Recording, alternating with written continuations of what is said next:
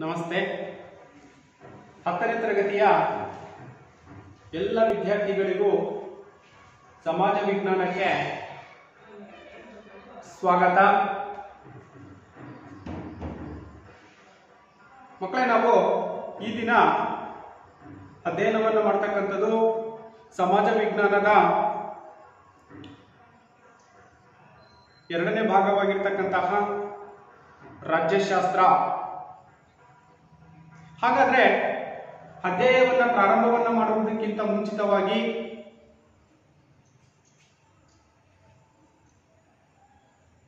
ಕೆಲವೊಂದು ಸರಳವಾಗಿರ್ತಕ್ಕಂತಹ ಪ್ರಶ್ನೆಗಳನ್ನ ತಿಳ್ಕೊಂಡು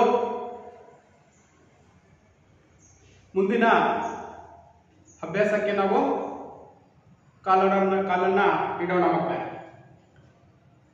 ಹಾಗಾದ್ರೆ ಇಲ್ಲಿ ಮುಖ್ಯವಾಗಿ ಮಕ್ಕಳೇ, ನಿಮಗೆ ಒಂದು ಪ್ರಶ್ನೆ.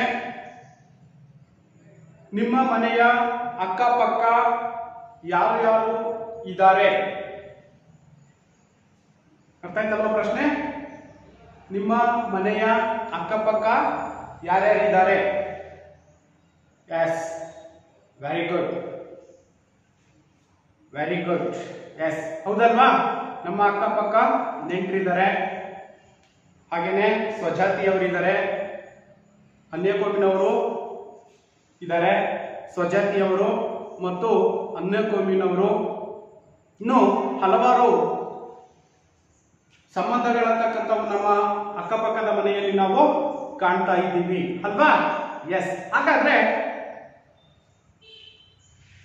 ಆ ಎಲ್ಲರ ಜೊತೆಯಲ್ಲಿ ನೀವು ಅನ್ಯೋನ್ಯವಾಗಿದ್ದೀರಾ? ಅಕ್ಕಪಕ್ಕದವರ ಜೊತೆಯಲ್ಲಿ ನೀವು ಅನ್ಯೋನ್ಯವಾಗಿದ್ದೀವಾ? ಎಸ್, ಹಾ, ಹೌದಲ್ವಾ?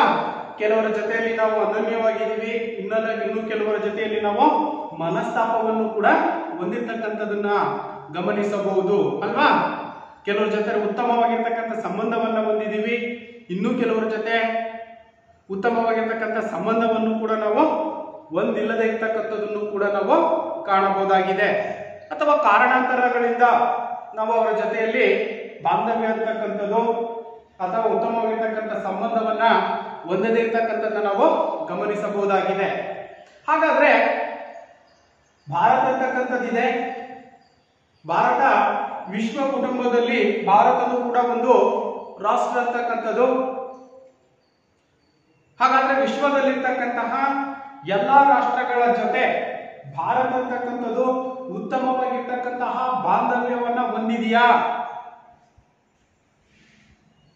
ಮಕ್ಕಳೇ? ಹಾಗಾದ್ರೆ ಎಸ್. ಹಾಗಾದ್ರೆ ಕೆಲವೊಂದು ರಾಷ್ಟ್ರಗಳ ಜೊತೆ ಉತ್ತಮವಾಗಿರ್ತಕ್ಕಂತಹ ಸಂಬಂಧವನ್ನ ಹೊಂದಿದೆ ಅಥವಾ ಅನನ್ಯವಾಗಿರ್ತಕ್ಕಂಥ ಸಂಬಂಧವನ್ನ ಹೊಂದಿದೆ, ಇನ್ನು ಕೆಲವು ರಾಷ್ಟ್ರಗಳ ಜೊತೆ ಉತ್ತಮವಾಗಿರ್ತಕ್ಕಂಥ ಸಂಬಂಧನೂ ಇಲ್ಲ, ಅನನ್ಯವಾಗಿರ್ತಕ್ಕಂಥ ಸಂಬಂಧನೂ ಇಲ್ಲ ಅಲ್ವಾ? ಈ ರೀತಿಯಾಗಿರ್ತಕ್ಕಂಥ ಒಂದು ಅಂಶವನ್ನ ನಾವು ಇಲ್ಲಿ ಗಮನಿಸಬೇಕಾಗುತ್ತೆ. ಅರ್ಥ ಆಯ್ತಲ್ವಾ? ಹಾಗಾದ್ರೆ ನಾವು ಈ ದಿನ ಅಧ್ಯಯನವನ್ನ ಮಾಡತಕ್ಕಂತಹ ಪಾಠ ರಾಜ್ಯಶಾಸ್ತ್ರದ 2ನೇ ಅಧ್ಯಾಯವಾಗಿರ್ತಕ್ಕಂತಹ ಭಾರತದ ವಿದೇಶಾಂಗ ನೀತಿ ಎಂಬ ಅಧ್ಯಾಯವನ್ನ ನಾವು ಈ ಒಂದು ಅವಧಿಯಲ್ಲಿ ತಿಳ್ಕೊಳ್ತಕ್ಕಂಥದ್ದು ಮಕ್ಕಳೇ. ಅರ್ಥ ಆಯ್ತಲ್ವಾ? ಅರ್ಥ ಆಯ್ತಲ್ವಾ? ಎಸ್. ಹಾಗಾದ್ರೆ ನಾವು ಪ್ರಮುಖವಾಗಿ ಈ ಒಂದು ರಾಜ್ಯಶಾಸ್ತ್ರದ 2ನೇ ಅಧ್ಯಾಯವಾಗಿರ್ತಕ್ಕಂತಹ ಭಾರತದ ವಿದೇಶಾಂಗ ನೀತಿ ಈ ಒಂದು ಅಧ್ಯಾಯದಲ್ಲಿ ಪ್ರಮುಖವಾಗಿ ನಾವು ಕಲಿಯಬೇಕಾಗಿರ್ತಕ್ಕಂತಹ ಕಲಿಕಾಂಶಗಳು ಏನಿದಾವೆ, ಎಷ್ಟು ಕಲಿಕಾಂಶಗಳನ್ನ ಈ ಒಂದು ಅಧ್ಯಾಯ ಅಂತಕ್ಕಂಥದ್ದು ಒಳಗೊಂಡಿದೆ ನೋಡೋಣ. ಎಸ್. ಹಾಗಾದ್ರೆ ಕಲಿಕಾಂಶಗಳಲ್ಲಿ ಮೊದಲನೇದಾಗಿರ್ತಕ್ಕಂಥದ್ದು ಭಾರತದ ವಿದೇಶಾಂಗ ನೀತಿಯ ಸ್ವರೂಪ. ಭಾರತದ ವಿದೇಶಾಂಗ ನೀತಿಯ ಸ್ವರೂಪ, ಹಾಗೇನೆ ಪಂಚಶೀಲ ತತ್ವಗಳು. ಎರಡನೇದಾಗಿರ್ತಕ್ಕಂಥದ್ದು ಪಂಚಶೀಲ ತತ್ವಗಳು, ಮೂರನೇದಾಗಿರ್ತಕ್ಕಂಥದ್ದು ಅಲಿಪ್ತ ನೀತಿ, ಇನ್ನು ನಾಲ್ಕನೇದಾಗಿರ್ತಕ್ಕಂಥದ್ದು ನಿಶಸ್ತ್ರೀಕರಣ, ಹಾಗೇನೆ ಇನ್ನು ಕೊನೆಯದಾಗಿರ್ತಕ್ಕಂಥದ್ದು ವರ್ಣಭೇದ ನೀತಿಯ ವಿರೋಧ. ಇವು ಪ್ರಮುಖವಾಗಿರ್ತಕ್ಕಂತಹ ಭಾರತದ ವಿದೇಶಾಂಗ ನೀತಿಯಲ್ಲಿ ಬರ್ತಕ್ಕಂತಹ ಪ್ರಮುಖ ಕಲಿಕಾಂಶಗಳು. ಭಾರತದ ವಿದೇಶಾಂಗ ನೀತಿಯ ಸ್ವರೂಪ, ಹಾಗೇನೆ ಪಂಚಶೀಲ ತತ್ವಗಳು, ಹಾಗೇನೆ ಅಲಿಪ್ತ ನೀತಿ, ಹಾಗೇನೆ ನಿಶಸ್ತ್ರೀಕರಣ, ಇನ್ನು ಕೊನೆಯದಾಗಿರ್ತಕ್ಕಂಥದ್ದು ವರ್ಣಭೇದ ನೀತಿಯ ವಿರೋಧ ಅಂತಕ್ಕಂಥದ್ದು. ಇವು ಪ್ರಮುಖವಾಗಿರ್ತಕ್ಕಂತಹ ಈ ಒಂದು ಅಧ್ಯಾಯದಲ್ಲಿ ಬರ್ತಕ್ಕಂತಹ ಕಲಿಕಾಂಶಗಳು ಮಕ್ಕಳೇ. ಹಾಗಾದ್ರೆ ನಾವು ವಿದೇಶಾಂಗ ನೀತಿಯ ಅರ್ಥವನ್ನ ನೋಡೋದಾದ್ರೆ, ವಿದೇಶಾಂಗ ನೀತಿಯ ಅರ್ಥವನ್ನ ನಾವು ಗಮನಿಸೋದಾದ್ರೆ, ಹಾಗಾದ್ರೆ ವಿದೇಶಾಂಗ ನೀತಿ ಅಂದ್ರೆ ಏನು ಅಲ್ವಾ? ಇದು ಪ್ರಮುಖವಾಗಿ ಒಂದು ಅಂಕದ ಪ್ರಶ್ನೆನೂ ಕೂಡ ಬರುವ ಸಾಧ್ಯತೆ ಅಂತಕ್ಕಂಥದ್ದು ಹೆಚ್ಚಾಗಿರುತ್ತೆ ಮಕ್ಕಳೇ. ಅರ್ಥ ಆಯ್ತಲ್ವಾ? ವಿದೇಶಾಂಗ ನೀತಿಯ ಅರ್ಥವನ್ನು ನಾವು ನೋಡೋದಾದ್ರೆ, ಒಂದು ರಾಷ್ಟ್ರವು ಇತರೆ ರಾಷ್ಟ್ರಗಳೊಂದಿಗೆ ಅನುಸರಿಸುವಾಗ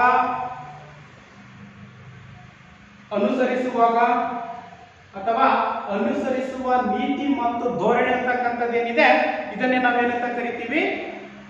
ವಿದೇಶಾಂಗ ನೀತಿ ಎಂಬುದಾಗಿ ಕರೆಯಲಾಗುತ್ತದೆ. ಅರ್ಥ ಆಯ್ತಲ್ವಾ? ವಿದೇಶಾಂಗ ನೀತಿಯ ಅರ್ಥವನ್ನ ನಾವು ಗಮನಿಸಿದಾಗ ಮಕ್ಕಳೇ, ವಿದೇಶಾಂಗ ನೀತಿಯ ಅರ್ಥವನ್ನ ನಾವು ಗಮನಿಸಿದಾಗ ಒಂದು ರಾಷ್ಟ್ರವು ಇತರೆ ರಾಷ್ಟ್ರಗಳೊಂದಿಗೆ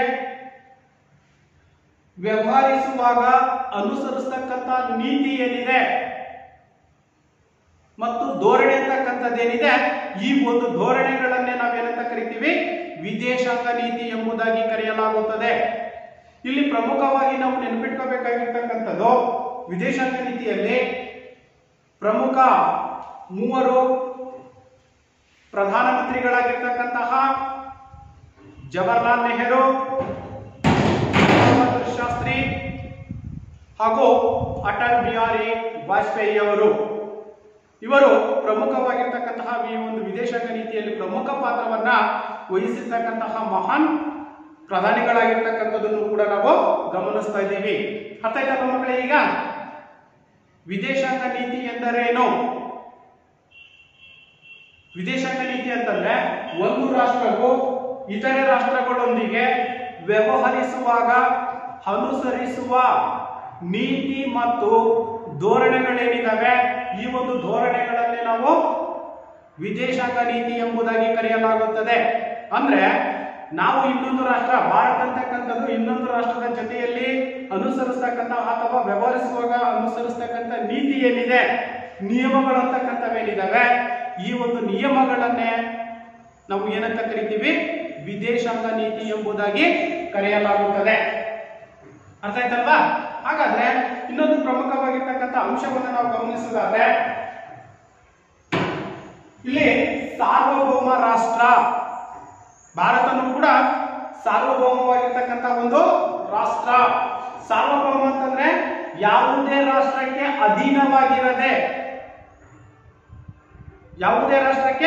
ಅಧೀನವಾಗಿರದೆ, ಸಂಪೂರ್ಣವಾಗಿರ್ತಕ್ಕಂಥ ತನ್ನದೇ ಆಗಿರ್ತಕ್ಕಂಥ ಒಂದು ಸ್ವಾತಂತ್ರ್ಯವನ್ನ ಹೊಂದಿರತಕ್ಕಂತಹ ರಾಷ್ಟ್ರವನ್ನ ನಾವೇನಂತ ಕರಿತೀವಿ? ಸಾರ್ವಭೌಮ ರಾಷ್ಟ್ರ ಎಂಬುದಾಗಿ ಕರೆಯಲಾಗಿರುತ್ತೆ. ಇದಕ್ಕೆ ಸಂಬಂಧಪಟ್ಟಂತೆ ನೋಡಿ, ಒಂದು ರಾಷ್ಟ್ರವು ಆಂತರಿಕ ಮತ್ತು ಬಾಹ್ಯವಾಗಿ ಮತ್ತೊಂದು ರಾಷ್ಟ್ರಕ್ಕೆ ಅಧೀನವಾಗಿರದೆ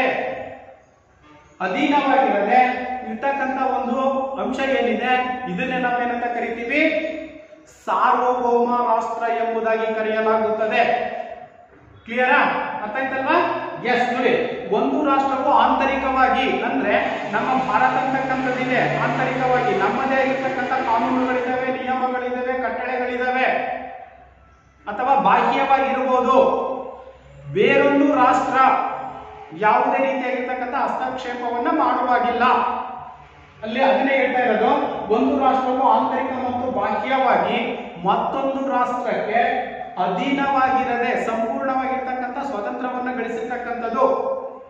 ಇದಕ್ಕೆ ಸಂಬಂಧಪಟ್ಟಂತೆ ನಾವು ಭಾರತ ಅಂತಕ್ಕಂಥದ್ದು 1947 ಆಗಸ್ಟ್ 15ರಂದು ಏನ್ ಸ್ವತಂತ್ರವನ್ನ ಪಡೆದು ತನ್ನದೇ ಆಗಿರ್ತಕ್ಕಂಥ ಒಂದು ಸಾರ್ವಭೌಮತ್ವವನ್ನ ಹೊಂದಿರತಕ್ಕಂತಹ ರಾಷ್ಟ್ರವಾಗಿರ್ತಕ್ಕಂಥದ್ದು ನಾವು ಗಮನಿಸಬಹುದಾಗಿದೆ.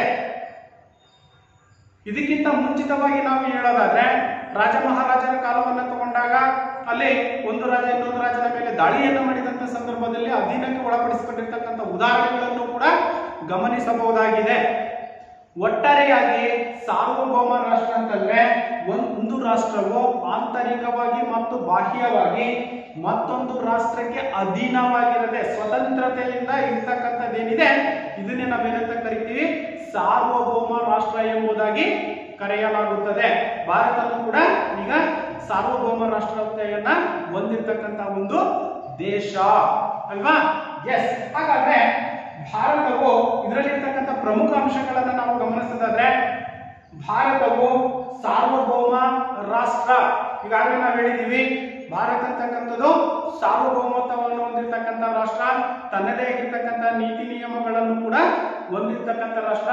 ಹಾಗಾಗಿ ಇಲ್ಲಿ ನಡೀತಕ್ಕಂಥದ್ದು ಯಾವುದೇ ಆಂತರಿಕವಾಗಿರ್ತಕ್ಕಂಥ ವಿಚಾರಗಳಿಗೆ ಯಾವುದೇ ರಾಷ್ಟ್ರ ಅಂತಕ್ಕಂಥದ್ದು ಇಲ್ಲಿ ಹಸ್ತಕ್ಷೇಪವನ್ನ ಮಾಡ್ತಕ್ಕಂಥದ್ದು ಸರಿಯಲ್ಲ.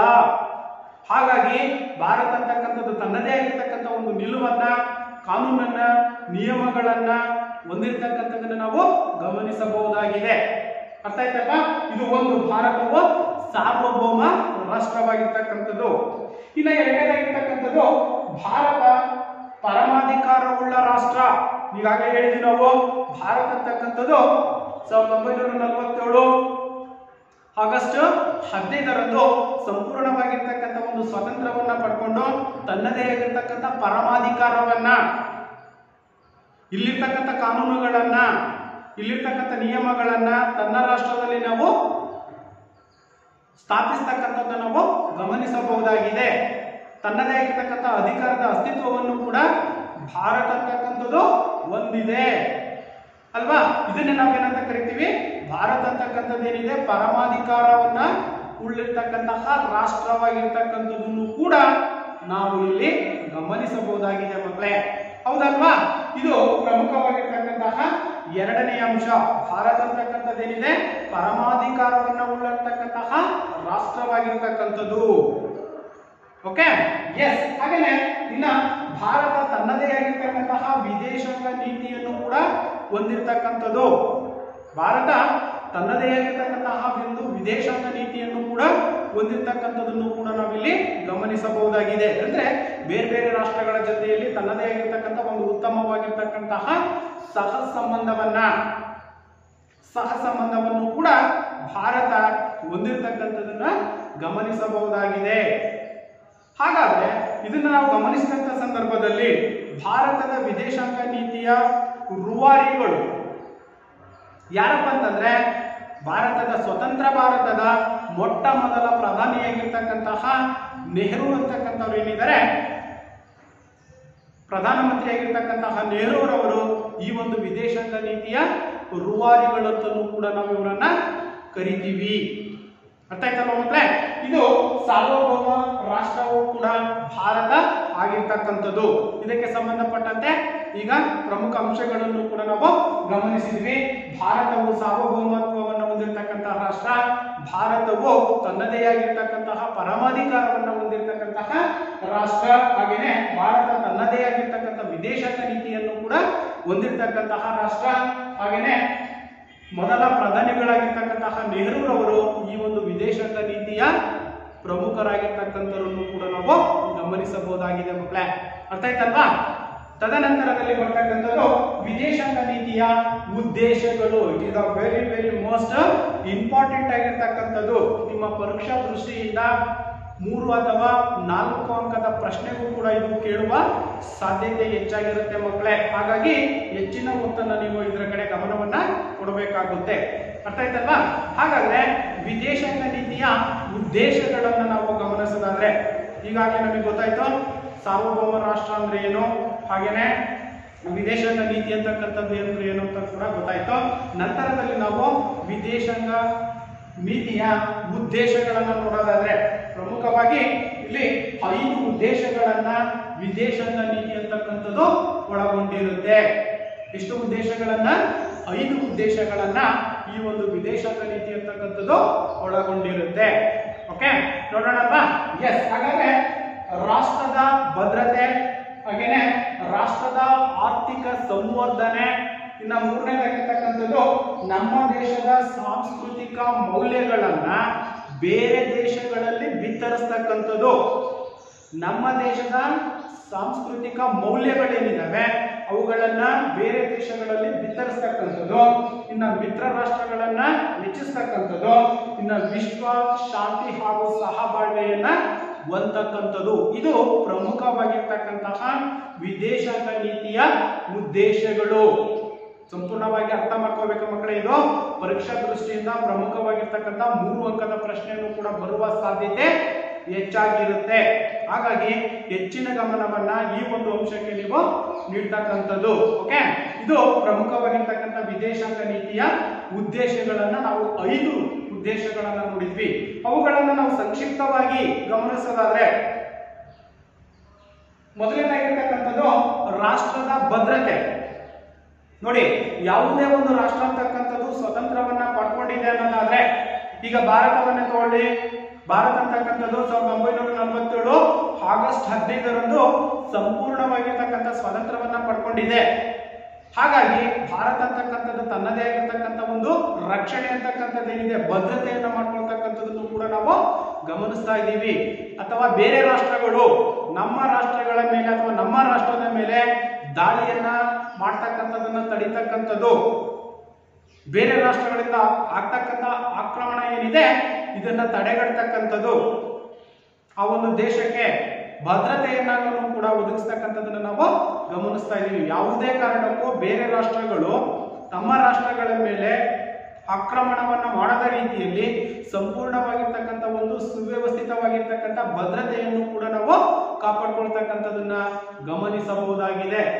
ವಿಶ್ವದ ಯಾವುದೇ ರಾಷ್ಟ್ರ ಆಗಿರ್ಬೋದು, ಅದು ವಿಶ್ವದ ಯಾವುದೇ ರಾಷ್ಟ್ರ ಆಗಿರ್ಬೋದು, ಅಂತ ರಾಷ್ಟ್ರಗಳು ನಮ್ಮ ಮೇಲೆ ಆಕ್ರಮಣವನ್ನ ಮಾಡಿದಂತ ಸಂದರ್ಭದಲ್ಲಿ ಅವುಗಳಿಂದ ನಾವು ರಕ್ಷಣೆಯನ್ನ ಪಡಿತಕ್ಕಂಥದ್ದು, ಭದ್ರತೆ ಅಂತಕ್ಕಂಥದ್ದನ್ನು ಕೂಡ ನಾವು ಗಮನಿಸಬಹುದಾಗಿದೆ ಮಕ್ಕಳೇ. ಇದು ಪ್ರಮುಖವಾಗಿರ್ತಕ್ಕಂತಹ ವಿದೇಶಾಂಗ ನೀತಿಯ ಉದ್ದೇಶಗಳಲ್ಲಿ ಒಂದಾಗಿರ್ತಕ್ಕಂಥದ್ದು. ಅಂದ್ರೆ ಯಾವುದು, ರಾಷ್ಟ್ರದ ಭದ್ರತೆಯನ್ನ ಕಾಪಾಡ್ಕೊಳ್ತಕ್ಕಂಥದ್ದು. ಇನ್ನು ಎರಡನೇದಾಗಿರ್ತಕ್ಕಂಥದ್ದು ರಾಷ್ಟ್ರದ ಆರ್ಥಿಕ ಸಂವರ್ಧನೆ ಅಥವಾ ಬಲವರ್ಧನೆ ಅಂತ ಕರಿತೀವಿ. ರಾಷ್ಟ್ರದ ಆರ್ಥಿಕ ಬಲವರ್ಧನೆ ಇದು ಕೂಡ ಪ್ರಮುಖವಾಗಿರ್ತಕ್ಕಂಥ ಒಂದು ವಿದೇಶಾಂಗ ನೀತಿಯ ಉದ್ದೇಶನೂ ಕೂಡ ಹೌದು. ಯಾಕೆಂತಂದ್ರೆ ಸ್ವತಂತ್ರ ಪೂರ್ವದಲ್ಲಿ ಭಾರತ ಅಂತಕ್ಕಂಥದ್ದು ಏನಾಗಿತ್ತು, ಹಿಂದುಳಿದಿರ್ತಕ್ಕಂಥ ರಾಷ್ಟ್ರವಾಗಿತ್ತು, ಬಡ ರಾಷ್ಟ್ರವಾಗಿತ್ತು. ಸಂಪೂರ್ಣವಾಗಿ ಏನು ಬ್ರಿಟಿಷರು 200-300 ವರ್ಷಗಳ ಕಾಲ ಭಾರತದಲ್ಲಿ ತಮ್ಮ ಅಧಿಪತ್ಯವನ್ನ ಸ್ಥಾಪನೆ ಮಾಡಿಕೊಂಡು ಆಡಳಿತವನ್ನ ಮಾಡಿದ್ರು. ಆಗ ಭಾರತದಲ್ಲಿರ್ತಕ್ಕಂಥ ಎಲ್ಲಾ ಸಂಪತ್ತನ್ನು ಕೂಡ ಅವರು ಲೂಟಿ ಹೊಡೆದಿರ್ತಕ್ಕಂಥದನ್ನು ಕೂಡ ನಾವು ಗಮನಿಸಬಹುದಾಗಿದೆ. ಹೌದಾ ಅಲ್ವಾ? ಹೌದು ತಾನೆ. ಅವಾಗ ಏನಾಗಿತ್ತು, ಭಾರತ ಅಂತಕ್ಕಂಥದ್ದು ಸಂಪೂರ್ಣವಾಗಿ ಬಡ ರಾಷ್ಟ್ರವಾಗಿತ್ತು. ಎಲ್ಲಾ ಸಂಪನ್ಮೂಲಗಳನ್ನ ಬ್ರಿಟಿಷರು ತಗೊಂಡು ಹೋಗಿದ್ರು. ಆಗ ಏನು ನಮಗೆ 1947 ಆಗಸ್ಟ್ 15ರಂದು ಸಂಪೂರ್ಣವಾಗಿ ಸ್ವತಂತ್ರವನ್ನ ಪಡ್ಕೊಂಡ್ವಿ. ಆ ಸ್ವತಂತ್ರದ ನಂತರ ನಾವು ಆರ್ಥಿಕವಾಗಿರ್ತಕ್ಕಂಥ ಬದಲಾವಣೆ ಅಂತಕ್ಕಂಥದ್ದು ಕೂಡ ಭಾರತದಲ್ಲಿ ಬೆಳೀತಾ ಹೋಯಿತು. ಹಿಂದುಳಿದಿರ್ತಕ್ಕಂಥ ರಾಷ್ಟ್ರ ಇವತ್ತೇನಾಗ್ತಾ ಇದೆ, ಅಭಿವೃದ್ಧಿಶೀಲ ರಾಷ್ಟ್ರವಾಗ್ತಾ ಇದೆ. ಅದರ ಜೊತೆಯಲ್ಲಿ ಅಭಿವೃದ್ಧಿ ರಾಷ್ಟ್ರದ ಕಡೆಗೂ ಕೂಡ ನಾವು ಗಮನವನ್ನು ಹರಿಸಬೇಕು ಮಕ್ಕಳೇ. ಹೌದು ತಾನೆ. ನಾವು ಬಡವರಾಗಿ ಇರ್ತಕ್ಕಂಥದ್ದಲ್ಲ, ಅಲ್ಪ ಮಟ್ಟಿಗೆ ನಾವು ಅಭಿವೃದ್ಧಿಯನ್ನ ಹೊಂದತಕ್ಕಂಥ ಒಂದು ಜವಾಬ್ದಾರಿಯನ್ನು ಕೂಡ ಹೊಂದಿರಬೇಕಾಗುತ್ತೆ. ಆ ಒಂದು ನಿಟ್ಟಿನಲ್ಲಿ ನಾವು ಭಾರತವನ್ನ ಗಮನಿಸಿದಾಗ ಭಾರತನು ಕೂಡ ಅಭಿವೃದ್ಧಿಶೀಲ ರಾಷ್ಟ್ರವಾಗಿರ್ತಕ್ಕಂಥದ್ದನ್ನು ನಾವು ಕಾಣಬಹುದಾಗಿದೆ. ಆರ್ಥಿಕವಾಗಿರ್ತಕ್ಕಂಥ ಅಭಿವೃದ್ಧಿಯನ್ನ ಹೊಂದಿರತಕ್ಕಂಥದ್ದು. ನೋಡಿ, ಕೈಗಾರಿಕೆಗಳ ಪ್ರಮಾಣ ಹೆಚ್ಚಾಗಿದೆ, ವಾಣಿಜ್ಯ ಹೆಚ್ಚಾಗಿದೆ, ವ್ಯವಹಾರಗಳು ಅಂತಕ್ಕಂಥ ಉತ್ತಮವಾಗಿದ್ದಾವೆ. ಇವೆಲ್ಲವನ್ನ ಗಮನಿಸಿದಾಗ ಭಾರತ ಅಂತಕ್ಕಂಥದ್ದು ಕೂಡ ಏನಾಗಿರ್ತಕ್ಕಂಥದ್ದು, ಆರ್ಥಿಕ ಬಲವರ್ಧನೆಯನ್ನು ಹೊಂದಿರತಕ್ಕಂಥ ರಾಷ್ಟ್ರ, ಬಲಿಷ್ಠವಾಗಿರ್ತಕ್ಕಂಥ ರಾಷ್ಟ್ರವಾಗಿ ಇವತ್ತು ಜಗತ್ತಿನಲ್ಲಿ ಗುರುತಿಸಿಕೊಂಡಿರ್ತಕ್ಕಂಥದ್ದನ್ನು ಕೂಡ ಗಮನಿಸಬಹುದಾಗಿದೆ ಮಕ್ಕಳೇ, ಅಲ್ವಾ? ಇದು ಪ್ರಮುಖವಾಗಿ ಎರಡನೆಯ ವಿದೇಶಾಂಗ ನೀತಿಯ ಉದ್ದೇಶ ಅಂತಕ್ಕಂಥದ್ದು. ಇನ್ನ ಮೂರನೇದನ್ನ ನೋಡಿದಾಗ ನಮ್ಮ ದೇಶದ ಸಾಂಸ್ಕೃತಿಕ ಮೌಲ್ಯಗಳು ಅಂತಕ್ಕಂಥವೇನಿದ್ದಾವೆ, ಈ ಮೌಲ್ಯಗಳನ್ನ ಬೇರೆ ದೇಶಗಳಲ್ಲಿ ಬಿತ್ತರಿಸ್ತಕ್ಕಂಥದ್ದು. ಇದು ಕೂಡ ಬಹಳಷ್ಟು ಪ್ರಮುಖವಾಗಿರ್ತಕ್ಕಂಥದ್ದು ಮಕ್ಕಳೇ ಅಂಶ. ಏನಪ್ಪ ಅಂತಂದ್ರೆ ಭಾರತದ ವಿದೇಶಾಂಗ ನೀತಿಯಲ್ಲಿ ನಮ್ಮ ದೇಶದ ಸಾಂಸ್ಕೃತಿಕ ಮೌಲ್ಯಗಳೇನಿದಾವೆ ಆ ಸಾಂಸ್ಕೃತಿಕ ಮೌಲ್ಯಗಳನ್ನ ಬೇರೆ ಬೇರೆ ವಿಶ್ವದ ಬೇರೆ ಬೇರೆ ರಾಷ್ಟ್ರಗಳಿಗೆ ಬಿತ್ತರಿಸ್ತಕ್ಕಂಥದ್ದು. ಹೇಗೆ? ನಮ್ಮ ಆಚಾರ ವಿಚಾರಗಳು ಏನಿದಾವೆ, ನಮ್ಮ ಸಂಪ್ರದಾಯಗಳಂತಕ್ಕಂಥವೇನಿದಾವೆ, ಉಡುಗೆ ತೊಡುಗೆಗಳಂತಕ್ಕಂಥವೇನಿದಾವೆ, ನಮ್ಮ ಸಂಸ್ಕೃತಿ ನಮ್ಮ ಹೆಮ್ಮೆ, ಇವತ್ತಿನ ದಿನ ವಿಶ್ವದ ಕೆಲವೊಂದು ರಾಷ್ಟ್ರಗಳಲ್ಲಿ ನಮ್ಮ ಭಾರತೀಯ ಸಂಸ್ಕೃತಿಯನ್ನ ಅಳವಡಿಸಿಕೊಂಡಿರ್ತಕ್ಕಂಥದ್ದನ್ನು ಕೂಡ ನಾವು ಕಾಣ್ತಾ ಇದ್ದೀವಿ. ಅಂದ್ರೆ ಯಾವ ಮಟ್ಟಿಗೆ ಭಾರತದ ಸಾಂಸ್ಕೃತಿಕ ಮೌಲ್ಯ ಅಂತಕ್ಕಂಥದ್ದು ವಿಶ್ವದಲ್ಲಿ ಹಬ್ಬಿರ್ತಕ್ಕಂಥದ್ದು ನಾವು ಗಮನಿಸ್ತಾ ಇದ್ದೀವಿ. ಅಂತ ಒಂದು ಉತ್ತಮವಾಗಿರ್ತಕ್ಕಂತಹ ಸಾಂಸ್ಕೃತಿಕ ಬೆಲೆಯನ್ನ, ಆಚಾರ ವಿಚಾರಗಳನ್ನ, ಆಹಾರ ಪದ್ಧತಿಗಳಾಗಿರ್ಬೋದು, ಉಡುಗೆ ತೊಡುಗೆಗಳಾಗಿರ್ಬೋದು, ಇಂಥ ಒಂದು ಸಂಸ್ಕೃತಿಯನ್ನ ಬೇರೆ ರಾಷ್ಟ್ರಗಳಲ್ಲಿ ಬಿತ್ತರಿಸ್ತಕ್ಕಂಥದ್ದನ್ನು ಕೂಡ ನಾವು ಕೈಗೊಳ್ಳಬೇಕಾಗಿರ್ತಕ್ಕಂಥದ್ದು ಮಕ್ಕಳೇ. ನಮ್ಮ ಸಂಸ್ಕೃತಿಯನ್ನ ಬೇರೆ ರಾಷ್ಟ್ರಗಳು, ನಮ್ಮ ಸಂಪ್ರದಾಯಗಳನ್ನ ಇತರೆ ರಾಷ್ಟ್ರಗಳಿಗೂ ಕೂಡ ಹರಡತಕ್ಕಂಥ ಒಂದು ವ್ಯವಸ್ಥೆಯನ್ನ ನಾವು ಬೆಳೆಸ್ಕೊಳ್ತಕ್ಕಂಥದ್ದು ಮಕ್ಕಳೇ. ಅಂತ ಒಂದು ವಿಶ್ವ ಮಟ್ಟದಲ್ಲಿನೇ ಉತ್ತಮವಾಗಿರ್ತಕ್ಕಂತಹ ಒಂದು ಸಂಸ್ಕೃತಿಯನ್ನ ಬೇರೆಲ್ಲೂ ಯಾವ ರಾಷ್ಟ್ರಗಳಲ್ಲೂ ಕೂಡ ವಿಶ್ವದಲ್ಲಿ ನಾವು ಕಾಣಲಿಕ್ಕೆ ಸಾಧ್ಯತೆ ಇಲ್ಲ. ಹಾಗಾಗಿ ನಮ್ಮ ಒಂದು ಸಾಂಸ್ಕೃತಿಕ ಮೌಲ್ಯಗಳಂತಕ್ಕಂಥವೇನಿದಾವೆ ಅಂತ ಒಂದು ಸಾಂಸ್ಕೃತಿಕ ಮೌಲ್ಯಗಳನ್ನ ನಾವು ಸಾಧ್ಯವಾದಷ್ಟು ಮಟ್ಟಿಗೆ ಬೇರೆ ಬೇರೆ ರಾಷ್ಟ್ರಗಳಿಗೆ ನಾವು ವ್ಯಾಪರಿಸ್ತಕ್ಕಂಥದ್ದು ಅಥವಾ ಆ ಒಂದು ಸಾಂಸ್ಕೃತಿಕ ಮೌಲ್ಯಗಳನ್ನ ಬಿತ್ತರಿಸ್ತಕ್ಕಂಥದ್ದನ್ನು ಕೂಡ ನಾವು ಇಲ್ಲಿ ಗಮನಿಸಬಹುದಾಗಿದೆ ಮಕ್ಕಳೇ, ಅಲ್ವಾ? ಹಾಗಾದ್ರೆ ಇನ್ನು 4ನೇ ಉದ್ದೇಶವನ್ನು ನಾವು ಗಮನಿಸಿದ್ರೆ ಸಾಧ್ಯವಾದಷ್ಟು ಮಟ್ಟಿಗೆ ವಿಶ್ವದಲ್ಲಿರ್ತಕ್ಕಂಥ ರಾಷ್ಟ್ರಗಳೇನೇನಿದಾವೆ ಆ ಎಲ್ಲಾ ರಾಷ್ಟ್ರಗಳ ಜೊತೆಯಲ್ಲಿ ನಾವು ಉತ್ತಮವಾಗಿರ್ತಕ್ಕಂಥ ಒಂದು ಸಂಬಂಧವನ್ನ ಹೊಂದಿರಬೇಕು. ಹೆಚ್ಚು ಹೆಚ್ಚು ರಾಷ್ಟ್ರಗಳಂತಕ್ಕಂಥವೇನಿದಾವೆ ಆ ರಾಷ್ಟ್ರಗಳನ್ನ, ಮಿತ್ರ ರಾಷ್ಟ್ರಗಳನ್ನ ಹೆಚ್ಚಿಸಿಕೊಳ್ತಕ್ಕಂಥದ್ದು.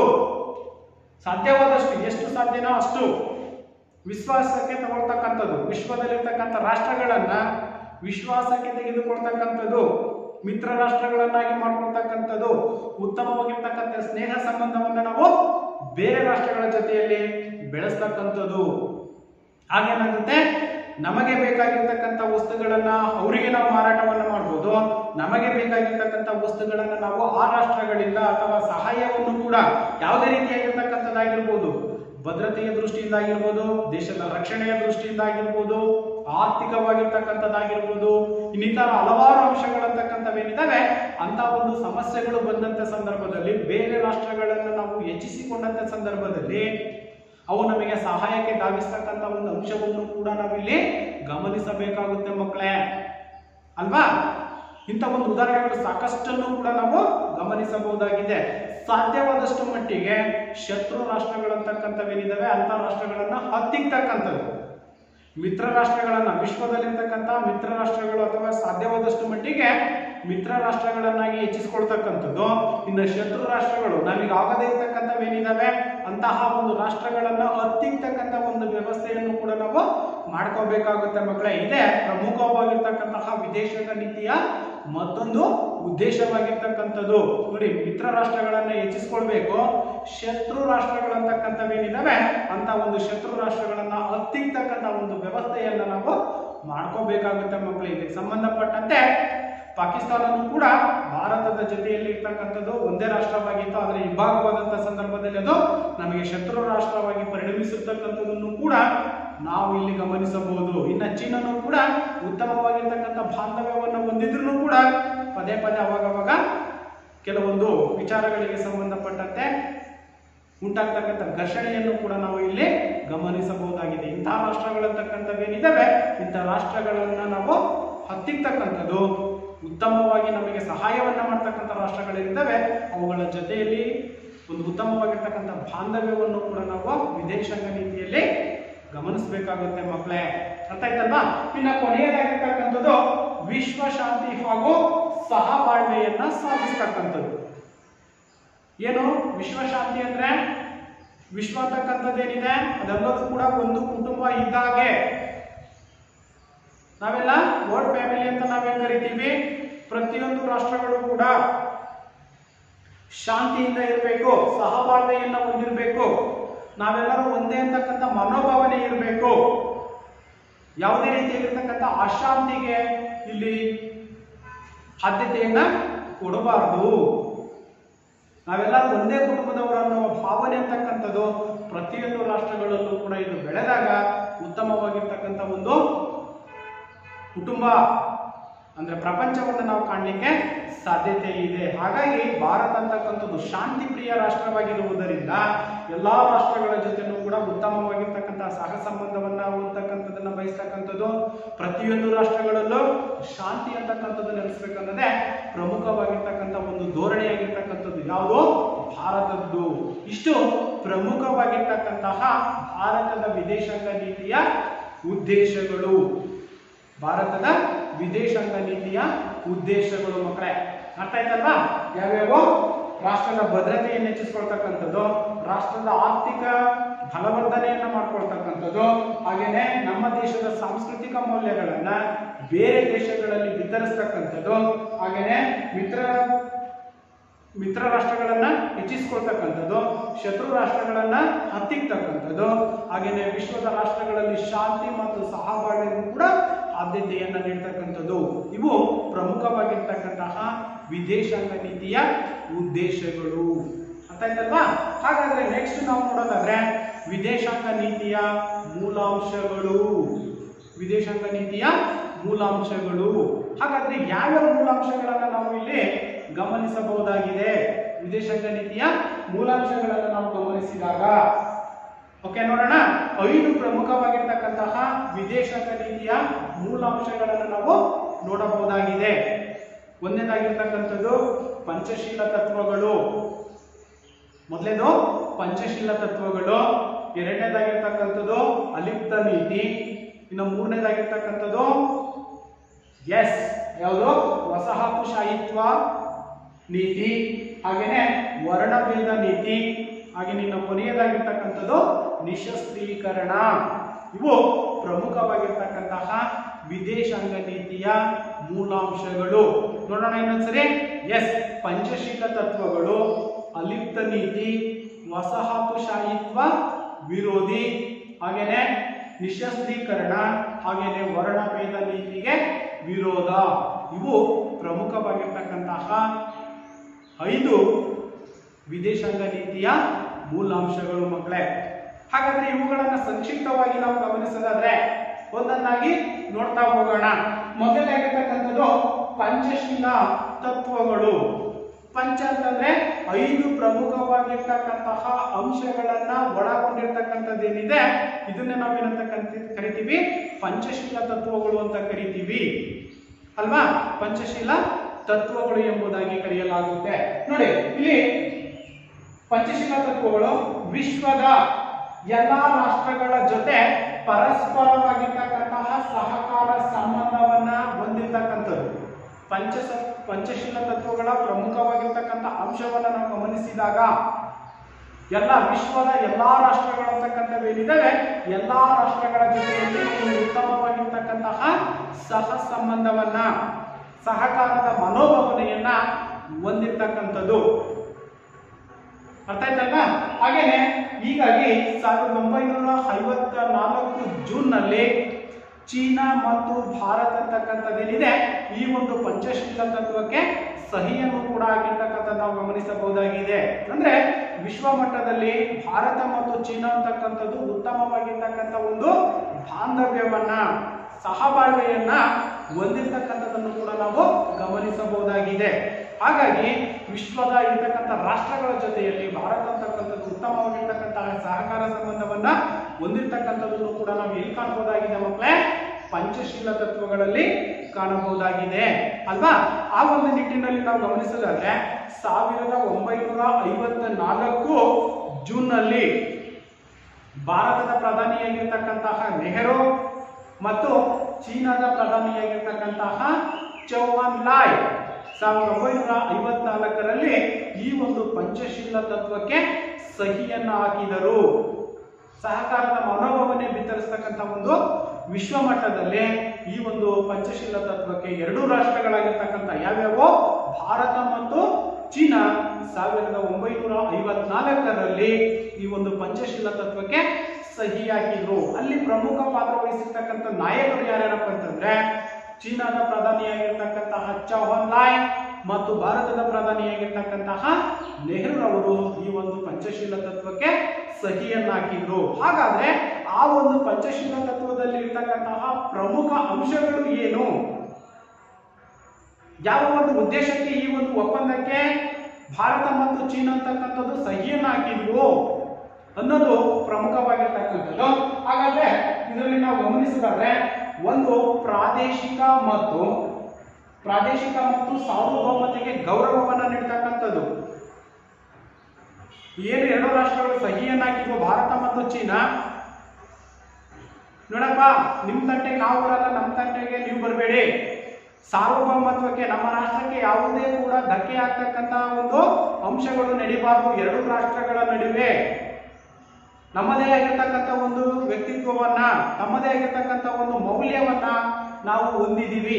ಆ ಸಾರ್ವಭೌಮ ರಾಷ್ಟ್ರಕ್ಕೆ ತನ್ನದೇ ಆಗಿರ್ತಕ್ಕಂಥ ಸ್ವಾತಂತ್ರ್ಯವನ್ನು ಕೂಡ ನಾವು ಪಡ್ಕೊಂಡಿದ್ದೀವಿ.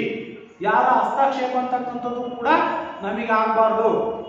ನಿಮ್ಮ ಮೇಲೆ ನಾವು ಹಸ್ತಕ್ಷೇಪ ಮಾಡಲ್ಲ, ನಮ್ಮ ಮೇಲೆ ನೀವು ಹಸ್ತಕ್ಷೇಪ ಮಾಡಬಾರ್ದು ಅಂತಕ್ಕಂಥ ಒಂದು ಉದ್ದೇಶವನ್ನು ಇಟ್ಕೊಂಡು ಇಲ್ಲಿ 1954ರಲ್ಲಿ ಪಂಚಶೀಲ ತತ್ವಕ್ಕೆ ಸಹಿಯನ್ನ ಹಾಕಿರ್ತಕ್ಕಂಥದ್ದು. ಪ್ರಾದೇಶಿಕವಾಗಿ ಮತ್ತು ಸಾರ್ವಭೌಮತೆಯನ್ನು ಹೊಂದಿರತಕ್ಕಂಥದ್ದು, ಸಾರ್ವಭೌಮಕ್ಕೆ ಗೌರವವನ್ನು ತರ್ತಕ್ಕಂಥ ಒಂದು ಉದ್ದೇಶದಿಂದ ಈ ಒಂದು ಪಂಚವಾರ್ಷಿಕ ಯೋಜನೆಯಲ್ಲಿ ಪಂಚಶೀಲ ತತ್ವಗಳಿಗೆ ನಾವು ಅನುಬಂಧ ಮಾಡಿಕೊಟ್ಟಿರ್ತಕ್ಕಂಥದ್ದನ್ನು ಕೂಡ ಗಮನಿಸಬಹುದಾಗಿದೆ ಮಕ್ಕಳೇ. ಹಾಗೇನೆ ಇನ್ನು ಎರಡನೇದಾಗಿರ್ತಕ್ಕಂಥದ್ದು ಪರಸ್ಪರ ಆಕ್ರಮಣ ಮಾಡದಿರುವುದು. ಪಂಚಶೀಲ ತತ್ವಗಳಲ್ಲಿ ಎರಡನೇ ಅಂಶವನ್ನು ನಾವು ಗಮನಿಸಿದಾದ್ರೆ ಪರಸ್ಪರ ಆಕ್ರಮಣವನ್ನ ಮಾಡದಿರುವುದು. ಎರಡು ರಾಷ್ಟ್ರಗಳು ಯಾವ್ಯಾವು, ಚೀನಾ ಮತ್ತು ಭಾರತ ಅಂತಕ್ಕಂಥ ಎರಡು ರಾಷ್ಟ್ರಗಳು ಏನು ಪಂಚಶೀಲ ತತ್ವಕ್ಕೆ ಸಹಿಯನ್ನ ಹಾಕಿದ್ವೋ ಅವಾಗ ಅದು ಒಪ್ಪಂದ ಅಂತಕ್ಕಂಥದ್ದಾಯ್ತು. ಪರಸ್ಪರ ಆಕ್ರಮಣವನ್ನ ಮಾಡದಿರುವುದು ಅಂದ್ರೆ ನಾವು ನಿಮ್ಮ ಮೇಲೆ ದಾಳಿಯನ್ನ ಮಾಡಲ್ಲ, ನೀವು ನಮ್ಮ ಮೇಲೆ ದಾಳಿಯನ್ನ ಮಾಡಬಾರದು ಅಂತಕ್ಕಂಥ ಒಂದು ಸಹಿ ಅಂತಕ್ಕಂಥದ್ದು ಒಪ್ಪಂದಕ್ಕೂ ಕೂಡ ಅವರು ಒಪ್ಕೊಂಡಿರ್ತಕ್ಕಂಥ ನಾವು ಕಾಣ್ತಾ ಇದ್ದೀವಿ. ಯಾವುದೇ ರೀತಿಯಾಗಿರ್ತಕ್ಕಂಥ ಹಸ್ತಕ್ಷೇಪವನ್ನ ನೀವು ಮಾಡುವಾಗಿಲ್ಲ, ನಾವು ನಿಮ್ಮ ಮೇಲೆ ದಾಳಿಯನ್ನ ಮಾಡಲ್ಲ, ನೀವು ನಮ್ಮ ಮೇಲೂ ಕೂಡ ದಾಳಿಯನ್ನ ಮಾಡಬಾರದು. ಆದರೂ ಕೂಡ 1962ರಲ್ಲಿ ಚೀನಾ ಭಾರತದ ಮೇಲೂ ಕೂಡ ದಾಳಿ ಮಾಡಿರ್ತಕ್ಕಂಥ ಉದಾಹರಣೆಯನ್ನು ಕೂಡ ಗಮನಿಸಬಹುದಾಗಿದೆ.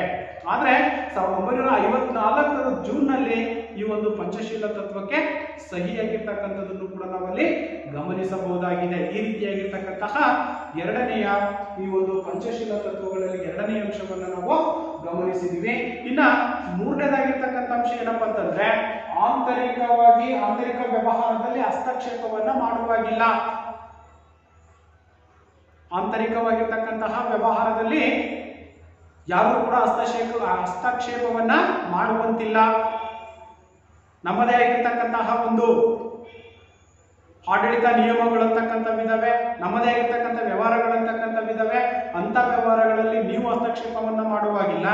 ನಿಮ್ಮ ಒಂದು ದೇಶಕ್ಕೆ ಸಂಬಂಧಪಟ್ಟಂತೆ ನಿಮ್ಮ ವ್ಯವಹಾರದಲ್ಲಿ ನಾವು ಕೂಡ ಯಾವುದೇ ರೀತಿಯಾಗಿರ್ತಕ್ಕಂಥ ಹಸ್ತಕ್ಷೇಪವನ್ನು ನಾವು ಉಂಟು ಮಾಡಲ್ಲ ಅಂತಕ್ಕಂಥ ಒಂದು ಅಂಶವನ್ನು ಕೂಡ ನಾವು ಪಂಚಶೀಲ ತತ್ವಗಳಲ್ಲಿ ಕಾಣ್ತಾ ಇದ್ದೀವಿ ಮಕ್ಕಳೇ. ಹಾಗೆಯೇ ಪರಸ್ಪರ ಸಹಕಾರ ಮತ್ತು ಸಮಾನತೆ, ಉತ್ತಮವಾಗಿರ್ತಕ್ಕಂಥ ಸಂಬಂಧವನ್ನ ಹೊಂದೋಣ. ನಿಮಗೆ ಕಷ್ಟ ಬಂದಂತ ಸಂದರ್ಭದಲ್ಲಿ, ಸಮಸ್ಯೆಗಳು ಬಂದಂತ ಸಂದರ್ಭದಲ್ಲಿ ನಾವು ನಿಮಗೆ ಸಹಾಯವನ್ನ ಮಾಡ್ತೀವಿ. ನಮಗೆ ಸಮಸ್ಯೆಗಳು ಬಂದಂತ ಸಂದರ್ಭದಲ್ಲಿ ಅಥವಾ ನಮಗೆ ಕಷ್ಟ ಬಂದಂತ ಸಂದರ್ಭದಲ್ಲಿ ನೀವು ನಮಗೆ ಸಹಾಯದ ಹಸ್ತವನ್ನ ಮಾಡಬೇಕು. ಸಮಾನತೆ ಅಂತಕ್ಕಂಥದ್ದು ಇರಬೇಕು. ಇಲ್ಲಿ ಯಾವುದೇ ರೀತಿಯಾಗಿರ್ತಕ್ಕಂಥ ದಬ್ಬಾಳಿಕೆ ಅಂತಕ್ಕಂಥದ್ದು ಕೂಡ ನಡೀಬಾರ್ದು. ಬೇರೆ ರಾಷ್ಟ್ರಗಳು ಏನಾದ್ರು ನಿಮ್ಮ ಮೇಲೆ ಬಂದಂತ ಸಂದರ್ಭದಲ್ಲಿ ನಾವು ನಿಮ್ಮ ಸಹಾಯಕ್ಕೆ ಬರ್ತೀವಿ. ನಮ್ಮ ಮೇಲೆ ಯಾರಾದ್ರೂ ಬೇರೆಯವರು ಆಕ್ರಮಣ ಮಾಡಿದಂತ ಸಂದರ್ಭದಲ್ಲಿ ನೀವು ನಮಗೆ ಸಹಾಯವನ್ನ ಮಾಡ್ಬೇಕಂತಕ್ಕಂಥ ಮನಧೋರಣೆ ಅಂತಕ್ಕಂಥದ್ದು ಕೂಡ ಎರಡು ರಾಷ್ಟ್ರಗಳ ಮಧ್ಯೆ ನಡೆದಿರ್ತಕ್ಕಂಥ ಒಂದು ಒಪ್ಪಂದವನ್ನು ನಾವು ಇಲ್ಲಿ ಗಮನಿಸಬಹುದಾಗಿದೆ. ಇನ್ನು ಸಮಾನತೆ ಅಂತಕ್ಕಂಥದ್ದು, ಈಕ್ವಾಲಿಟಿ ಅಲ್ವಾ, ಇಂಥ ಒಂದು ಮೂಲಾಂಶಗಳನ್ನು ಕೂಡ ನಾವು ಕಾಣ್ತಾ ಇದ್ದೀವಿ. ಎಲ್ಲಿ ಪಂಚಶೀಲ ತತ್ವಗಳಲ್ಲಿ ಪರಸ್ಪರ ಸಮಾನತೆ ಮತ್ತು ಸಹಕಾರದ ಭಾವನೆಯನ್ನ ಎರಡು ರಾಷ್ಟ್ರಗಳು ಹೊಂದಿರತಕ್ಕಂಥದ್ದು ಯಾವುದರಲ್ಲಿ ನಾವು ಕಾಣ್ತಾ ಇದ್ದೀವಿ, ಪಂಚಶೀಲ ತತ್ವಗಳಲ್ಲಿ. ಇನ್ನ ಕೊನೆಯದಾಗಿರ್ತಕ್ಕಂಥದ್ದು ಶಾಂತಿಯುತ ಮತ್ತು ಸಹಬಾಳ್ವೆ. ಶಾಂತಿಯುತವಾಗಿರ್ತಕ್ಕಂತಹ ಸಹಬಾಳ್ವೆಯನ್ನ ಹೊಂದಿರಬೇಕಾಗಿರ್ತಕ್ಕಂಥದ್ದು. ನೀವು ಕೂಡ ತೊಂದರೆ ಕೊಡುವಾಗಿಲ್ಲ, ನಾವು ಕೂಡ ತೊಂದರೆ ಕೊಡ್ತಕ್ಕಂಥದ್ದಲ್ಲ. ಎರಡೂ ರಾಷ್ಟ್ರಗಳು ಶಾಂತಿಯುತವಾಗಿರ್ತಕ್ಕಂತಹ ಸಹಬಾಳ್ವೆಯನ್ನು ನಾವು ನಡೆಸ್ಕೊಂಡು ಹೋಗ್ಬೇಕು ಅಂತಕ್ಕಂಥ ಒಂದು ಅಂಶವನ್ನ ನಾವು ಈ ಪಂಚಶೀಲ ತತ್ವಗಳಲ್ಲಿ ನಾವು ಕಾಣ್ತಾ ಇದೀವಿ ಮಕ್ಕಳೇ. ಇಷ್ಟು ಪ್ರಮುಖವಾಗಿರ್ತಕ್ಕಂತಹ ವಿದೇಶಾಂಗ ನೀತಿಯ ಮೂಲಾಂಶಗಳಂತಕ್ಕಂಥವೇನಿದಾವೆ ಆ ಒಂದು ಮೂಲಾಂಶಗಳಲ್ಲಿ ಮೊದಲೇದಾಗಿರ್ತಕ್ಕಂಥದ್ದು ಪಂಚಶೀಲ ತತ್ವಗಳು. ಅರ್ಥ ಆಯ್ತಲ್ವಾ? ಹಾಗಾದ್ರೆ ಇನ್ನ ಎರಡನೇದನ್ನ ನಾವು ಗಮನಿಸಿದ್ರೆ ಅಲಿಪ್ತ ನೀತಿ. ಅಲಿಪ್ತ ನೀತಿ ಏನು? ಅಲಿಪ್ತ ನೀತಿ ಅಂದ್ರೆ ಏನು? ಏನು ವಿಶ್ವದಲ್ಲಿ ಎರಡು ಮಹಾಯುದ್ಧಗಳಂತಕ್ಕಂಥವು ನಡೆದವು. ಯಾವ್ಯಾವು?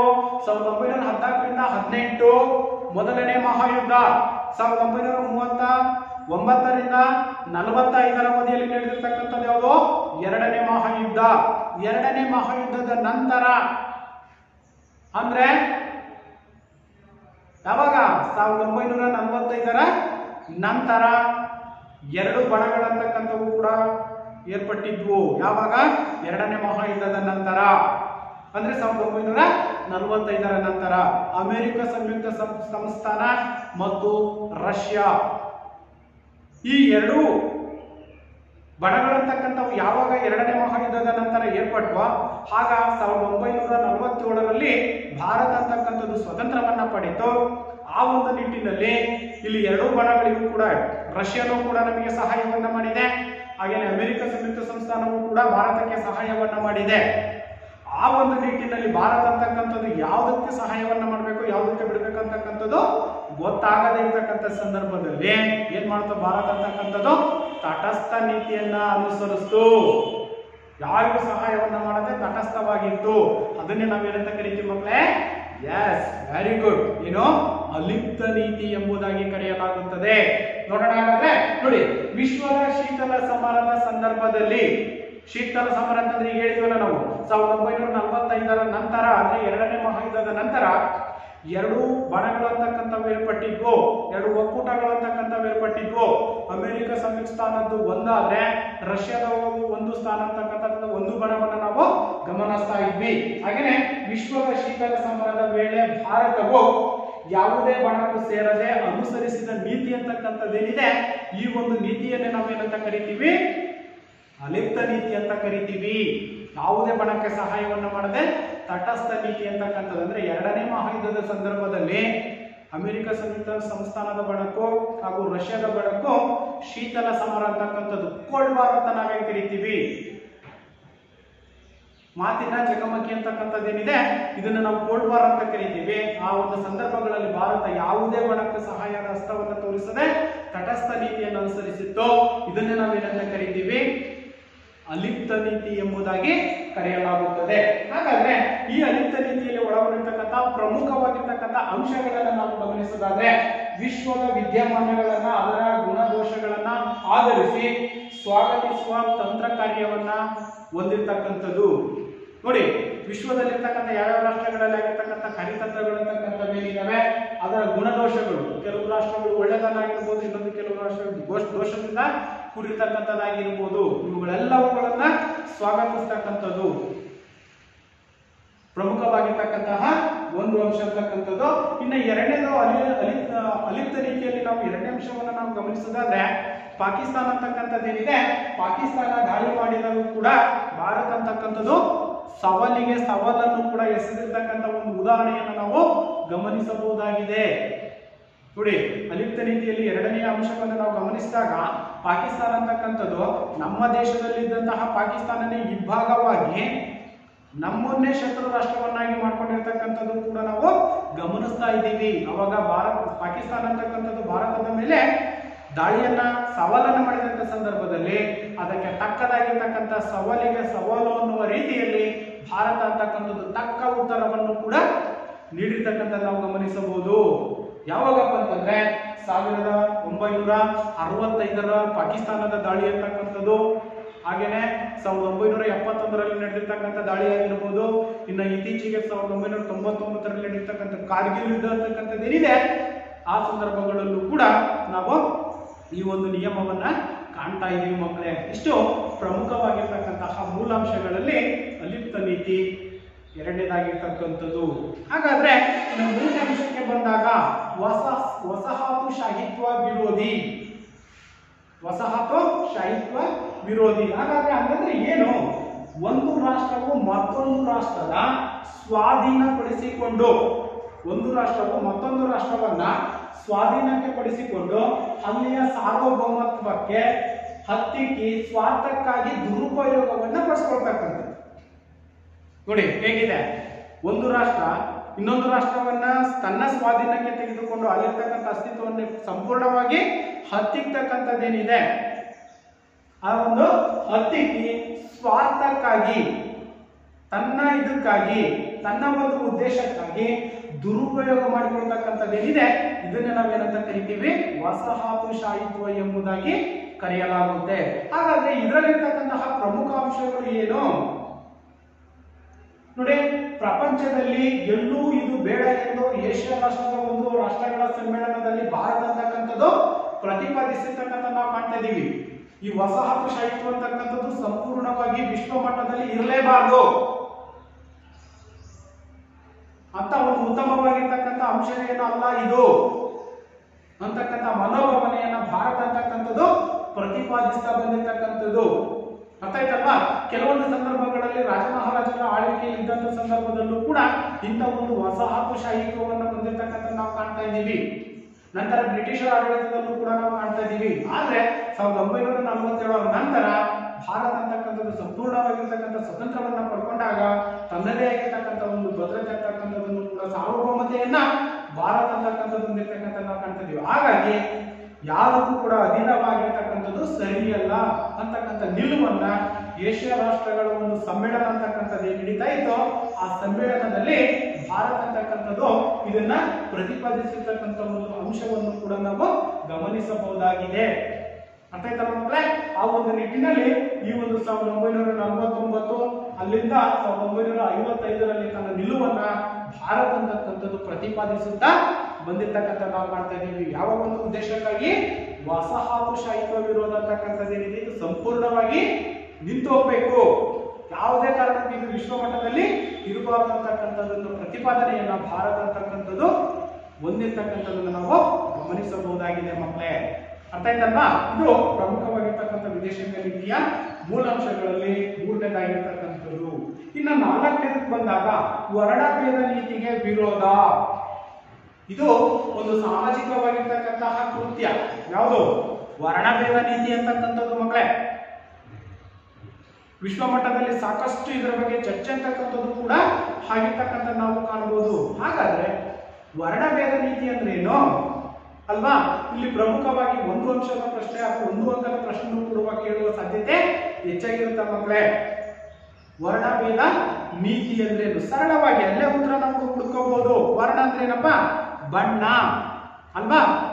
ಕರಿಯರು ಮತ್ತು ಬಿಳಿಯರ ನಡುವಿನ ಒಂದು ತಾರತಮ್ಯ ಅಂತಕ್ಕಂಥದ್ದೇನಿದೆ, ಈ ಒಂದು ತಾರತಮ್ಯವನ್ನೇ ನಾವೇನಂತ ಕರಿತೀವಿ? ವರ್ಣಭೇದ ನೀತಿ.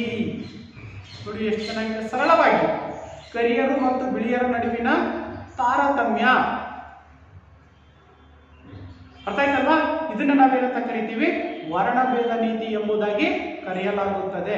ಇದು ಸಂಪೂರ್ಣವಾಗಿರ್ತಕ್ಕಂಥ ಅರ್ಥವನ್ನು ನಾವು ಗಮನಿಸಿದಾಗ ಏನು ವರ್ಣಭೇದ ನೀತಿಯ ಅರ್ಥ ಅಂತಕ್ಕಂಥದ್ದನ್ನು ನಾವು ಗಮನಿಸಿದಾದ್ರೆ ಏನು, ಅಲ್ಪಸಂಖ್ಯಾತರಾಗಿರ್ತಕ್ಕಂತಹ ಬಿಳಿಯರೇನಿದ್ದಾರೆ, ಬಹುಸಂಖ್ಯಾತರಾಗಿರ್ತಕ್ಕಂತಹ ಮೂಲ ನಿವಾಸಿಗಳು ಕರಿಯರೇನಿದ್ದಾರೆ,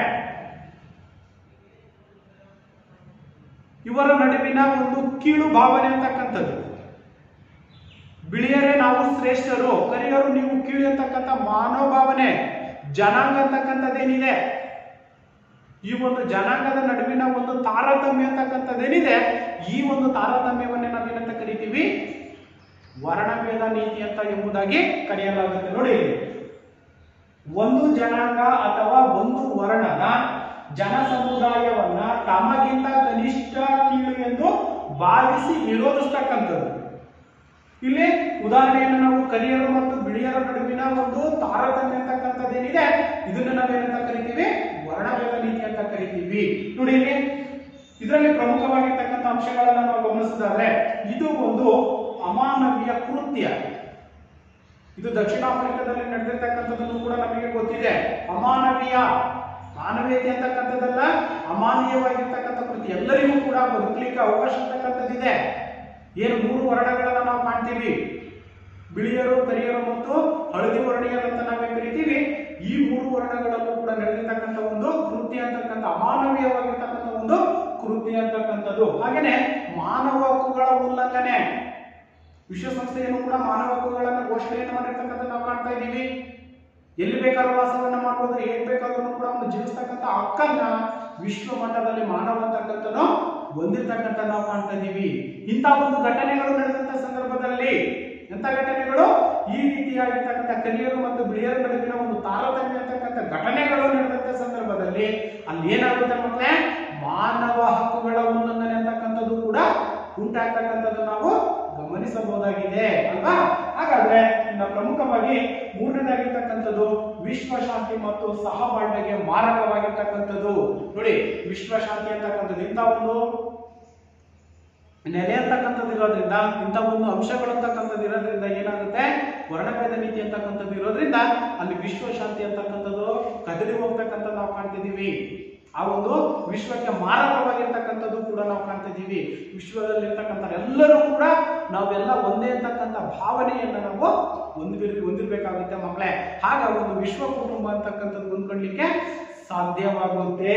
ಹಾಗೇನೆ ಇನ್ನು ದಕ್ಷಿಣ ಆಫ್ರಿಕಾದಲ್ಲಿ ಅಲ್ಪಸಂಖ್ಯಾತರು, ಬಿಳಿಯರು ಮತ್ತು ಬಹುಸಂಖ್ಯಾತ ಮೂಲ ನಿವಾಸಿಗಳನ್ನ ಹಿಡಿತದಲ್ಲಿಟ್ಟುಕೊಂಡಿರುವುದಕ್ಕೆ ನಾವು ಇಲ್ಲಿ ಗಮನಿಸಬಹುದಾಗಿದೆ. ನಾನು ಅವಾಗಲೇ ಹೇಳಿದೆ ಮಕ್ಕಳೇ ಅಲ್ವಾ, ಅಲ್ಪಸಂಖ್ಯಾತರಾಗಿರ್ತಕ್ಕಂಥ ಬಿಳಿಯರು ಮತ್ತು ಮೂಲ ನಿವಾಸಿಗಳಾಗಿರ್ತಕ್ಕಂಥ ಕರಿಯರು ಅಂತಕ್ಕಂಥ ಏನಿದ್ದಾರೆ, ಇವರನ್ನ ತಮ್ಮ ಹಿಡಿತದಲ್ಲಿ, ಕಡಿಮೆ ಜನಸಂಖ್ಯೆಯನ್ನು ಹೊಂದಿರತಕ್ಕಂಥ ಬಿಳಿಯರು ಏನಿದ್ದಾರೆ ಕರಿಯರನ್ನ ತಮ್ಮ ಹಿಡಿತದಲ್ಲಿ ಇಟ್ಕೊಂಡಿರ್ತಕ್ಕಂಥದನ್ನು ಕೂಡ ನಾವು ಎಲ್ಲಿ ಕಾಣ್ತಾ ಇದ್ವಿ, ದಕ್ಷಿಣ ಆಫ್ರಿಕಾದಲ್ಲಿ ಕಾಣ್ತಾ ಇದ್ವಿ. ಈ ಒಂದು ವರ್ಣಭೇದ ನೀತಿ ಅಂತಕ್ಕಂಥದ್ದು ಉಟ್ಕೊಂಡಿರ್ತಕ್ಕಂಥದ್ದೇ ಎಲ್ಲಿ, ದಕ್ಷಿಣ ಆಫ್ರಿಕಾದಲ್ಲಿ ಅಲ್ವಾ.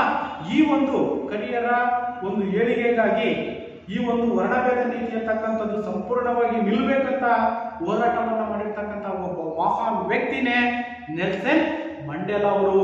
ದಕ್ಷಿಣ ಆಫ್ರಿಕಾದಲ್ಲಿ ಈ ಒಂದು ಕರಿಯರ ಒಂದು ಜನಾಂಗದ ತಾರತಮ್ಯ ಅಂತಕ್ಕಂಥದ್ದೇನಿತ್ತು, ವರ್ಣಭೇದ ನೀತಿಯ ವಿರುದ್ಧ ವಾದವಾಗಿರ್ತಕ್ಕಂಥ ಒಂದು ಹೋರಾಟವನ್ನ ಮಾಡಿರ್ತಕ್ಕಂಥ ಕೀರ್ತಿ ಯಾರಿಗೆ ಸಲ್ಲುತ್ತಪ್ಪ ಅಂತಂದ್ರೆ ಅದು ಯಾರಿಗೆ, ನೆಲ್ಸನ್ ಮಂಡೇಲಾ ಅವರಿಗೆ.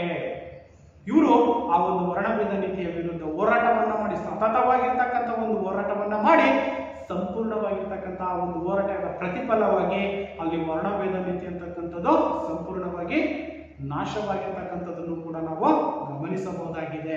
ಹಾಗಾಗಿನೇ ದಕ್ಷಿಣ ಆಫ್ರಿಕಾದ ಗಾಂಧಿ ಅಂತಾನೆ ನಾವು ಯಾರನ್ನ ಕರಿತೀವಿ, ನೆಲ್ಸನ್ ಮಂಡೇಲಾ ಅವರನ್ನ ಕರಿತೀವಿ ಮಕ್ಕಳೇ. ಇಲ್ಲಿ 1 ಅಂಕದ ಪ್ರಶ್ನೆನೂ ಕೂಡ ಬರುವ ಸಾಧ್ಯತೆ ಇರುತ್ತೆ ಅಲ್ವಾ.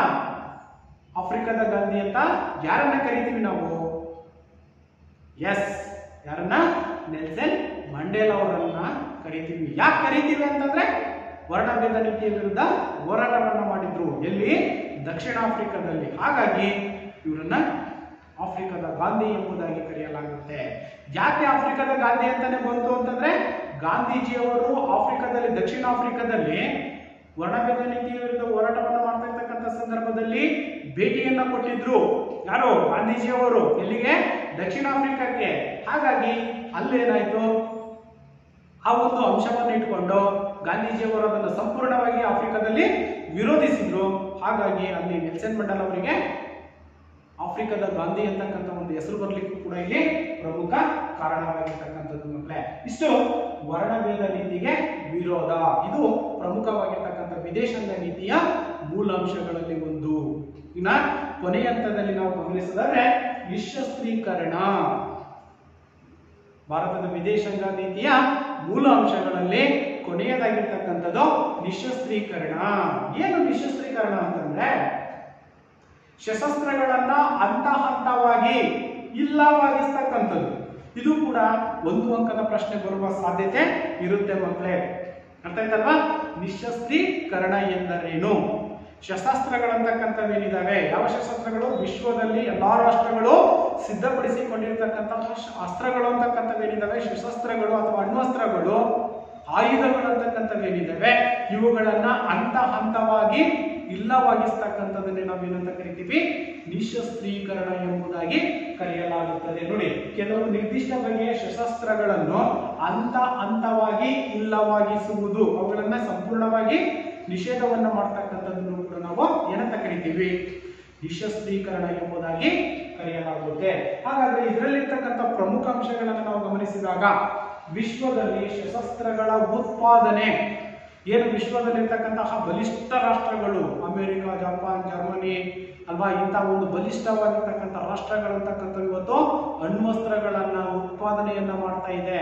ಕೇವಲ ಉತ್ಪಾದನೆಯನ್ನ ಮಾಡಿ ಇಟ್ಕೊಳ್ತಾ ಇಲ್ಲವೋ, ಬೇರೆ ರಾಷ್ಟ್ರಗಳಿಗೂ ಕೂಡ ಏನ್ ಮಾಡ್ತಾ ಇದ್ದಾವೆ, ಮಾರಾಟವನ್ನ ಮಾಡ್ತಾ ಇದ್ದಾವೆ. ಆ ರಾಷ್ಟ್ರಗಳು ಕೂಡ ಅವುಗಳನ್ನ ಕೊಂಡ್ಕೊಂಡು ಈ ಒಂದು ಅಣ್ವಸ್ತ್ರಗಳ ಒಂದು ಬಲವರ್ಧನೆ ಅಂತಕ್ಕಂಥದ್ದೇನಿದೆ, ಬಲಿಷ್ಠತೆಯನ್ನು ತೋರಿಸ್ಕೊಳ್ತಕ್ಕಂಥ ಉದ್ದೇಶದಿಂದ ವಿಶ್ವ ಮಟ್ಟದಲ್ಲಿ ಈ ಉತ್ಪಾದನೆ ಮತ್ತು ಮಾರಾಟ ಮತ್ತು ಸಂಗ್ರಹ ಎಲ್ಲಾ ರಾಷ್ಟ್ರಗಳು ಕೂಡ ಇವತ್ತು ಅಣ್ವಸ್ತ್ರಗಳನ್ನ ಸಂಗ್ರಹಿಸಿಕೊಂಡು ತಮ್ಮ ಬಲವರ್ಧನೆ ಅಂತಕ್ಕಂಥದ್ದು ವಿಶ್ವ ಮಟ್ಟದಲ್ಲಿ ನಾವೇ ಬಲಿಷ್ಠವಾಗಿದ್ದೀವಿ ಅಂತಕ್ಕಂಥ ತೋರ್ಪಡೆಯನ್ನ ತೋರಿಸ್ತಕ್ಕಂಥ ಒಂದು ಉದಾಹರಣೆಯನ್ನು ಕೂಡ ನಾವು ಇವತ್ತು ಕಾಣ್ತಾ ಇದ್ದೀವಿ ಮಕ್ಕಳೇ. ಹಾಗಾದ್ರೆ ಇಲ್ಲಿ ವಿಶ್ವದಲ್ಲಿ ಶಸ್ತ್ರಾಸ್ತ್ರಗಳ ಉತ್ಪಾದನೆ, ಮಾರಾಟ ಮತ್ತು ಸಂಗ್ರಹ ಇವು ಪ್ರಮುಖವಾಗಿರ್ತಕ್ಕಂಥ ಒಂದು ಸ್ಪರ್ಧೆ.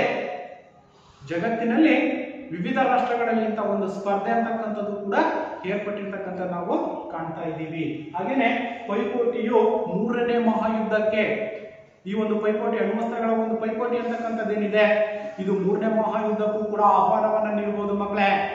ಹೇಗಪ್ಪ ಅಂತಂದ್ರೆ, ಒಂದು ವೇಳೆ ಏನಾದ್ರೂ 3ನೇ ಮಹಾಯುದ್ಧ ಅಂತಕ್ಕಂಥದ್ದು ನಡೀತು ಅಂತಂದ್ರೆ ವಿಶ್ವದಲ್ಲಿರ್ತಕ್ಕಂಥ ಏನು ಎಲ್ಲಾ ರಾಷ್ಟ್ರಗಳಂತಕ್ಕಂಥವು ಅಣ್ವಸ್ತ್ರಗಳನ್ನ ಶಸ್ತ್ರಾಸ್ತ್ರಗಳನ್ನ ಸಿದ್ಧಪಡಿಸಿಕೊಂಡಿದ್ದಾವೆ, ಆ ಎಲ್ಲಾ ಶಸ್ತ್ರಾಸ್ತ್ರಗಳನ್ನ ಹೊರ ತೆಗೆದಂತ ಸಂದರ್ಭದಲ್ಲಿ ಸಂಪೂರ್ಣವಾಗಿ ವಿಶ್ವ ಅಂತಕ್ಕಂಥದ್ದೇನಿದೆ ವಿತಿನ್ ಸೆಕೆಂಡ್ ಅಲ್ಲೇ ನಾಶ ಆಗ್ತಕ್ಕಂಥದ್ದು ನಾವು ಕಾಣ್ತಿದೀವಿ. ಭೂಮಿಯ ಮೇಲಿರ್ತಕ್ಕಂಥ ಜೀವ ಕೋಟಿಗಳು, ಜೀವ ರಾಶಿಗಳಂತ ನಾವೇ ಕರಿತೀವಿ, ಅವು ಸಂಪೂರ್ಣವಾಗಿ ನಾಶವಾಗ್ತಕ್ಕಂಥದ್ದನ್ನು ಕೂಡ ಗಮನಿಸಬಹುದು. ಹಾಗಾಗಿನೇ ಈ ನಿಶಸ್ತ್ರೀಕರಣ ಅಂತಕ್ಕಂಥದ್ದು ಏನಿದೆ 1975ರಲ್ಲಿ ಬಯಾಲಜಿಕಲ್ ವೆಪನ್ ಕನ್ವೆನ್ಷನ್ ಅಂತ ನಾವು ಕರಿತೀವಿ.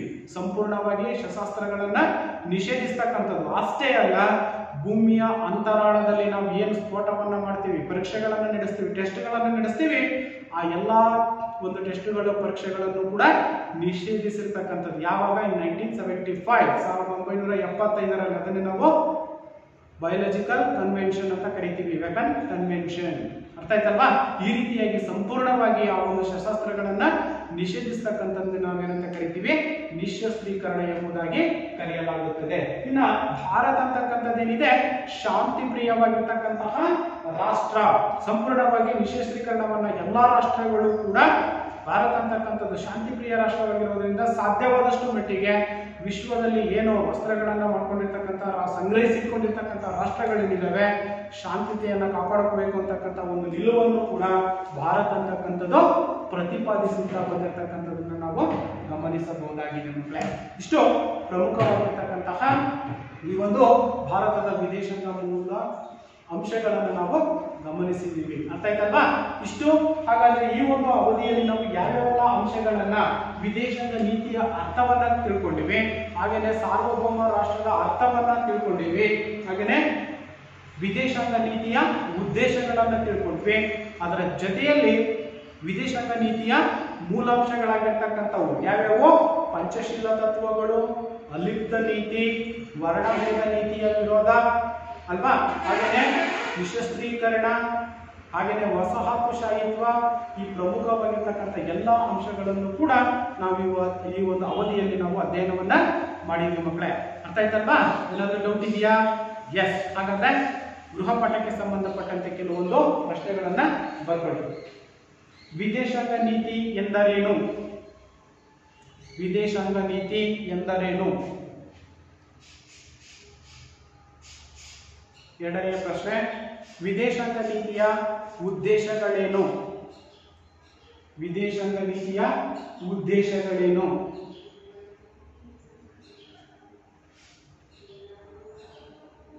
ಮೂರನೆಯ ಪ್ರಶ್ನೆ, ಪಂಚಶೀಲ ತತ್ವಗಳು ಯಾವುವು? ಪಂಚಶೀಲ ತತ್ವಗಳು ಯಾವುವು?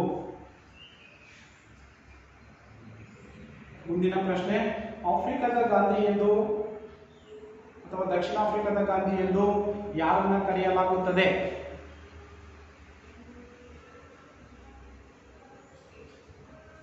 ನೆಕ್ಸ್ಟ್ ವರ್ಣಭೇದ ನೀತಿ ಎಂದರೇನು? ವರ್ಣಭೇದ ನೀತಿ ಎಂದರೇನು? ಎಸ್, ಓಕೆ, ಎಸ್, ಧನ್ಯವಾದ.